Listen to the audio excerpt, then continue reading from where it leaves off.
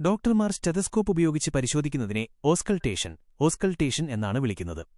ശരീരത്തിനുള്ളിലെ അവയവങ്ങൾ പ്രവർത്തിക്കുമ്പോഴുണ്ടാകുന്ന ശബ്ദങ്ങൾ സൂക്ഷ്മമായി കേൾക്കാനാണ് ഇത് സഹായിക്കുന്നത്. പ്രധാനമായും താഴെ പറയുന്ന കാര്യങ്ങളാണ് ഇതിലൂടെ മനസ്സിലാക്കാൻ സാധിക്കുന്നത്. 1. ഹൃദയമിടിപ്പ് പരിശോധിക്കാൻ. ഹാർട്ട്. നെഞ്ചിന്റെ ഇടതുഭാഗത്ത് സ്റ്റെതസ്കോപ്പ് വയ്ക്കുമ്പോൾ ഹൃദയവാൽവുകൾ അടയുന്ന ശബ്ദമാണ് ഡോക്ടർ കേൾക്കുന്നത്. താളം. ഹൃദയമിടിപ്പ് കൃത്യമായ താളത്തിലാണോ റിഥം എന്ന് നോക്കുന്നു. മർമസ്.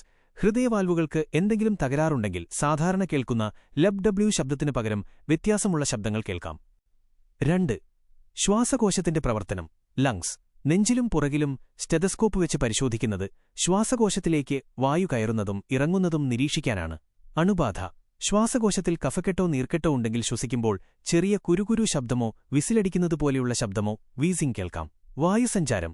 2 ശ്വാസകോശങ്ങളിലും തുല്യമായ രീതിയിൽ വായു എത്തുന്നുണ്ടോ എന്ന് ഇതിലൂടെ ഉറപ്പാക്കാം. ന്യൂമോണിയ, ആസ്ത്മ തുടങ്ങിയ രോഗങ്ങൾ തിരിച്ചറിയാൻ ഇത് സഹായിക്കുന്നു. 3. രക്തസമ്മർദ്ദം അളക്കാൻ. Blood pressure. BP നോക്കുമ്പോൾ കൈയിൽ കെട്ടുന്ന കഫിനടിയിൽ സ്റ്റെതസ്കോപ്പ് വയ്ക്കാറുണ്ട്.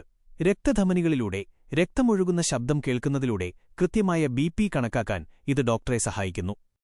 4. ദഹനപ്രക്രിയ. Bowel sounds. ചില സമയങ്ങളിൽ വയറിലും സ്റ്റെതസ്കോപ്പ് വെച്ച് പരിശോധിക്കാറുണ്ട്. കുടലുകളുടെ ചലനം ശരിയായ രീതിയിലാണോ എന്ന് മനസ്സിലാക്കാനാണ് ഇത് ചെയ്യുന്നത്.